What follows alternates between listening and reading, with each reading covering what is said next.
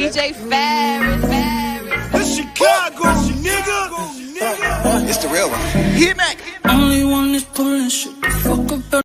Let's get sports talk. All right, guys, I want to move on to the Eastern Conference playoff bracket. All the matchups are set. The Bucks face the Magic in 1 versus 8. Heat and Pacers in a very spicy 4 versus 5. The Celtics and Sixers meet in the 3 versus 6. The Raptors face the Nets in 2 versus 7. So let's focus in on the Sixers.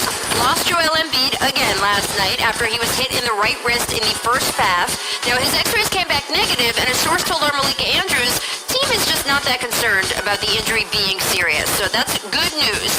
Perk, are you giving Philly a real chance against your Celtics? They've got no Ben Simmons, but size-wise, they are a good matchup for Boston. What do you think?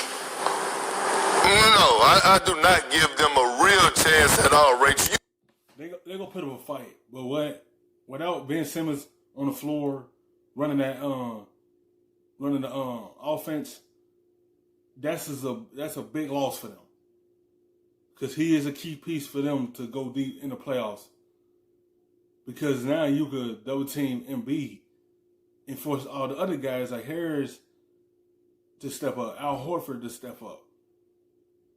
And Scott, I don't know, just like a camaraderie of players, but without Ben Simmons on the floor, I feel like Sixers is not going to really do too much in this in the playoff. I feel like they don't have enough to beat the Celtics.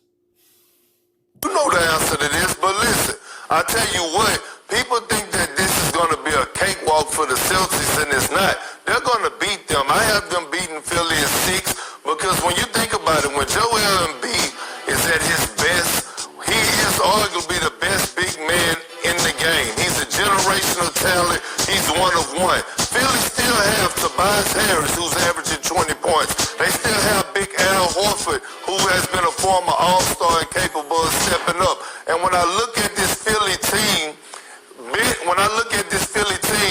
you know, Joel been saying, I want the ball, go through me. Yep. Well, with Ben Simmons being out, big fella, it's time. Show us that you could be a King Elijah Warren and take over a series and take over a franchise. I want to see if you want the smoke, because this Celtic team is I agree with Perk, actually. Shockingly, again, I agree with Perk. I'm gonna. Yes, because everything is going to go through Joel Embiid. If he ain't get it going, it's time for Harris to step up. Because Harris was the third guy. Like, they still have him to be able to put up a fight in this series and potentially, get to 7 games. They still have enough, but I don't feel they have enough to go deep in the playoffs. But this series right here, they got enough players to be able to help Embiid out. But everything is going to go through Embiid. Can he take over a series and help the Sixers in this series? Pick the Celtics. Let's be clear. I'm going to pick the Celtics. They're better. They are absolutely rolling through this bubble when they're trying to win anyway. But I don't want to hear any whining about how the Sixers, the poor Sixers, they don't have... Ben Simmons, I put him on my All-NBA team. He's great. You still have Joel Embiid, who's the single most dominant big man force in the NBA. Tobias Harris is a 20-point scorer. Josh Richardson is one of the most versatile two-way guards in the league for his role. Al Horford is still Al Horford. Like, it's not like they have nothing there. They have the most dominant player in this series and a guy who's been a matchup nightmare for Daniel Tice and the rest of the Celtics, and they can put more shooting around him now. So let's see how that works. I don't think this is going to be a walkover, and I think if you think it is, that's a mistake. No, I actually think it's going to be a pretty contested series. I got a chance to catch up with Al Horford last night, and he said, gosh, what's the irony, right, that this is the Al Horford Bowl?